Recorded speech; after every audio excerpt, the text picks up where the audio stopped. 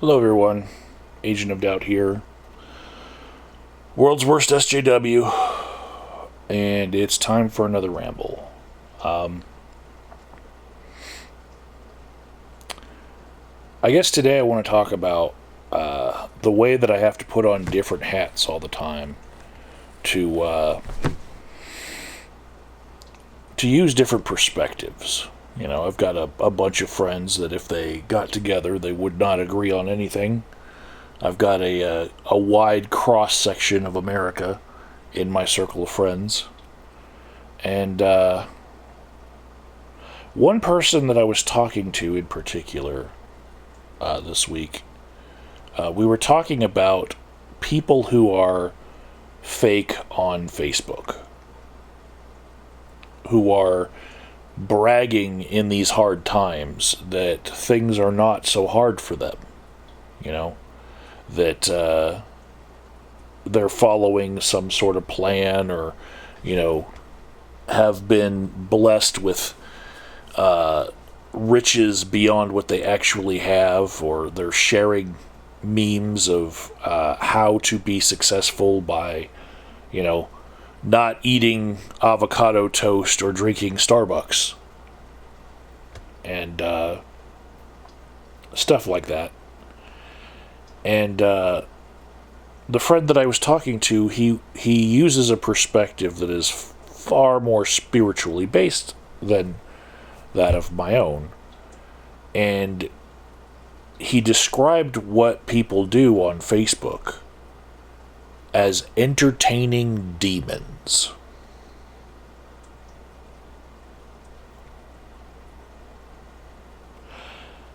And while I don't believe in, you know, evil spiritual entities that are here to drag us down and weigh our souls down with the stickiness of sin so that we go straight to hell when we die, I don't believe in anything like that.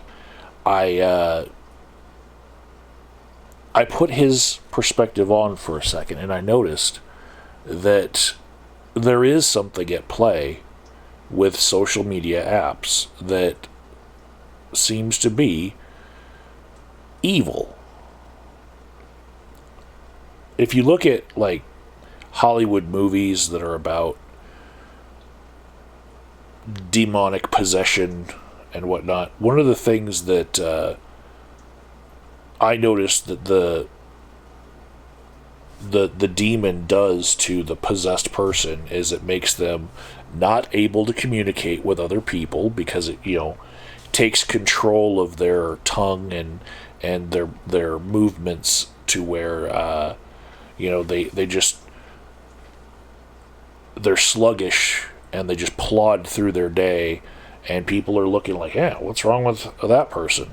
Well, they're demon possessed, right, in the movie.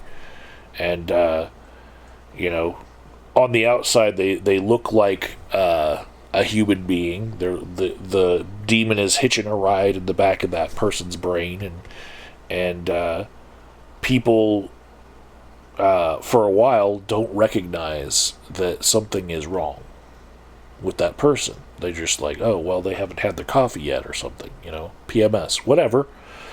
And yeah, that's social media. That's that I could draw a comparison between what social media does to people and the reality of things that I'm seeing in all of my friends, and also demonic possession as it's portrayed in movies and in, you know, the popular beliefs of people who are evangelical Christians here in America, right? Another thing that I would immediately recognize as part of this effect of social media and also effective demonic possession is isolation. Like, if you are in the same house as somebody, but you use instant messenger to communicate to them, you know, if you use an app to send them a message rather than just go talk to them, if you post a picture in one room and then in another room they leave a little up thumb on it, and you consider that your interaction, well, that app has come between you and that person. It's become a middleman.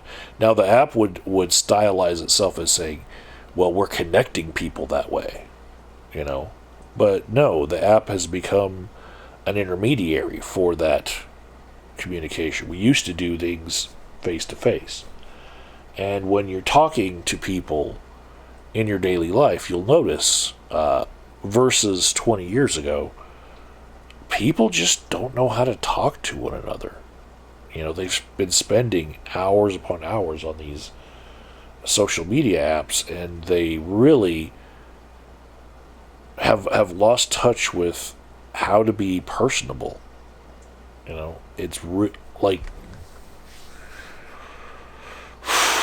there are entire swaths of people, a couple of my friends included, that do not want to answer the phone anymore.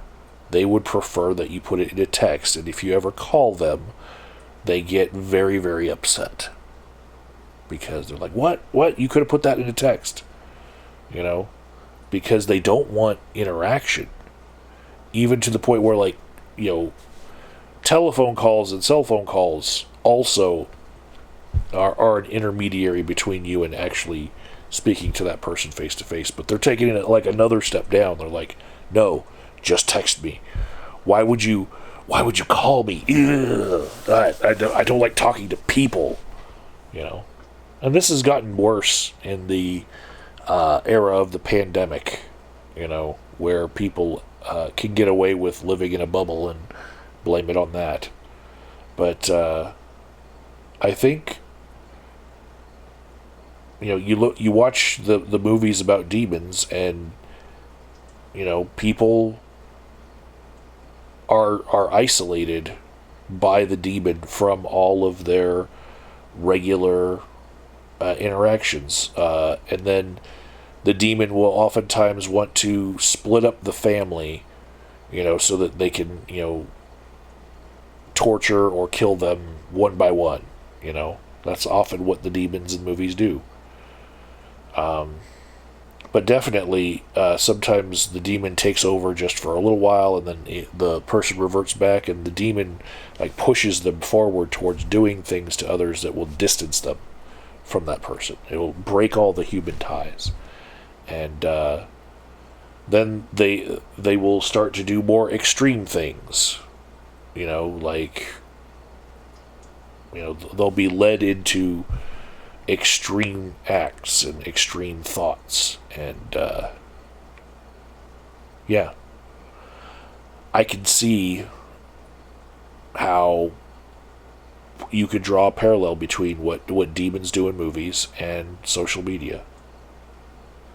You can look at the historic percentage of teenagers who attempt hurting themselves. And around 2014, it just started to climb, this number. I've seen many studies on this. And what else happened around that time? Younger and younger teenagers started getting, access to social media where they could, be more isolated and have their interactions be judged and saved and brought back to humiliate them later, and they could use pictures to compare themselves to other teenagers and whatnot, and that's what demons do. They in the movies they try to get people to kill themselves. That's one of the things I've seen in the movies that they do. So, putting this perspective on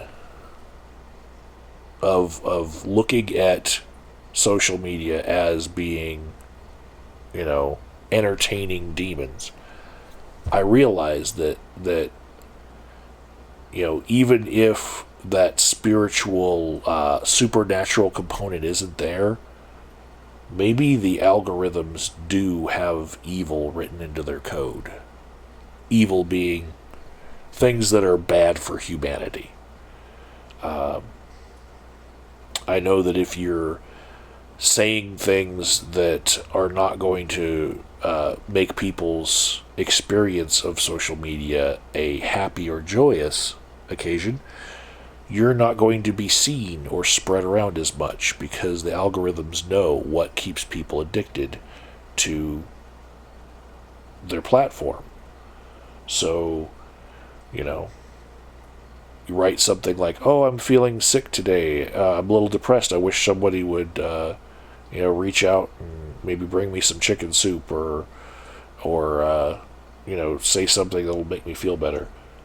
Your post is going to get buried underneath everybody who's just flexing lies about themselves. Like, "Oh, this is my day in the park, and I'm always having days in the park. I'm always going on hikes on nature trails. I'm always going to Disneyland. I'm always in Jamaica. I'm always, doing this. And this is the only shot of me that you would ever see on this social media because that's the normal me, And it's not.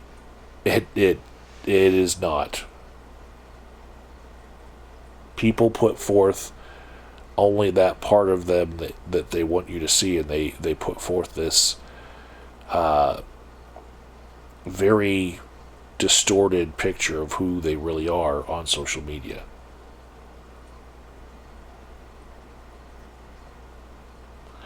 I wonder if we just harken back to the days when I was a kid, if people also made the observation that Polaroid cameras and just having photo albums at home where you had to flip through them, that maybe they were entertaining demons because people only took pictures that were staged and served to show other people how they could flaunt their happiness, and